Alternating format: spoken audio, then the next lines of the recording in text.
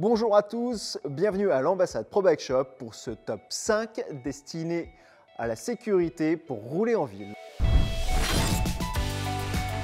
Alors, numéro 1, ça va être tous les systèmes donc réfléchissants et de visibilité donc sur la personne. En effet, pour être sûr d'être en toute sécurité, il faut déjà être vu. Et pour cela, il existe un ensemble d'éléments, que ça soit donc des gilets, ça vous l'avez tous vu bien entendu, hein, donc le petit gilet qui vient se rajouter ou la veste avec des éléments réfléchissants, mais on a aussi d'autres éléments, notamment par exemple des housses que vous pouvez mettre directement sur votre sac à dos, le sac à dos traditionnel que vous avez, pas besoin d'en acheter un spécifique, il existe des housses avec même carrément des systèmes d'éclairage intégrés. Donc, système réfléchissant, donc sur les bagages, bien entendu sur les sacoches, ça a l'air de rien, mais ça permet de délimiter la largeur du vélo et ainsi donner des repères au véhicule qui vous double. Donc, la visibilité, être visible par ces éléments-là et par ces vêtements, c'est déjà le numéro 1.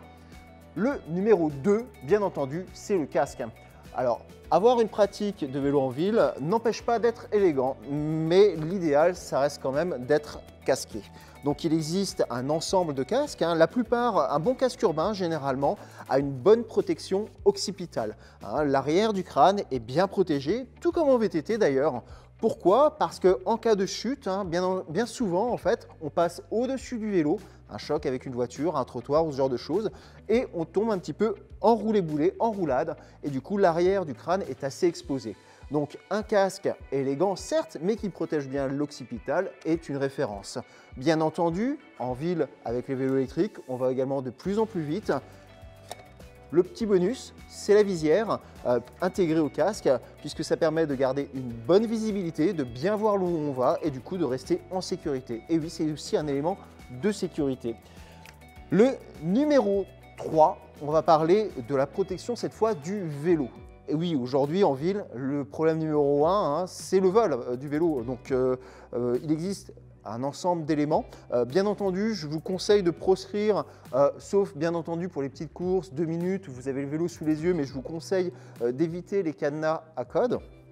L'idéal est vraiment déjà de partir sur un système avec clé.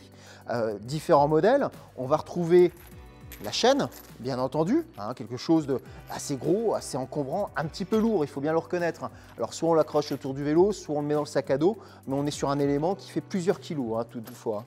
On a bien entendu les câbles, alors là on est sur un système qui est un petit peu plus simple, un petit peu plus facile à porter, mais qui est également un petit peu moins sécurisant, même si ça nécessite déjà quelques outils pour être volé, pour être cassé. La clé de la bonne sécurité, du bon cadenas, c'est bien souvent le U. Puisque c'est a priori, d'après les statistiques, l'élément le plus difficile à casser, à ouvrir.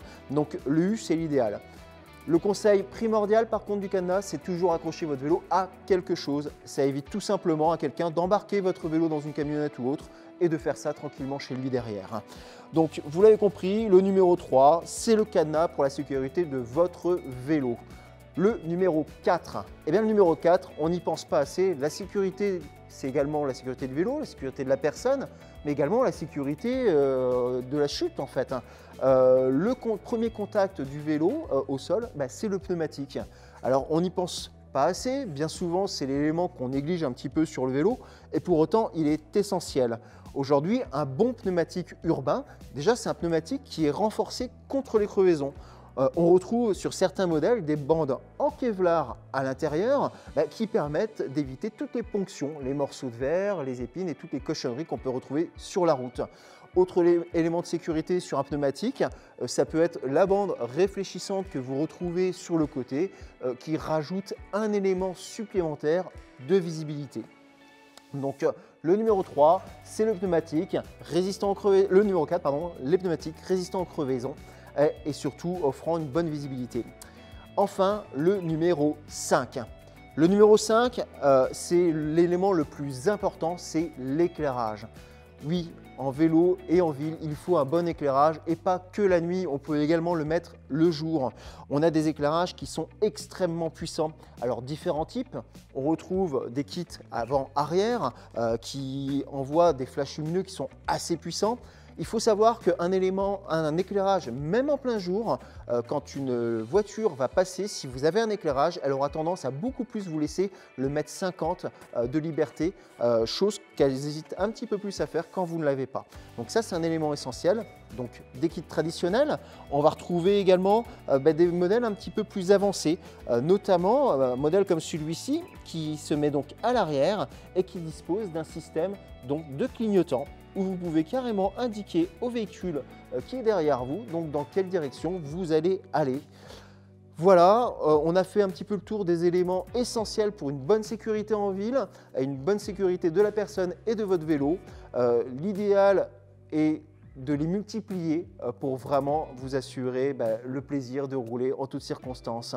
J'espère que ce programme vous a plu, que ce top 5 vous a plu. Si vous avez des questions, vous pouvez les poser dans le fil conducteur et également donc cliquez directement sur la cloche afin de vous abonner à la chaîne. À bientôt!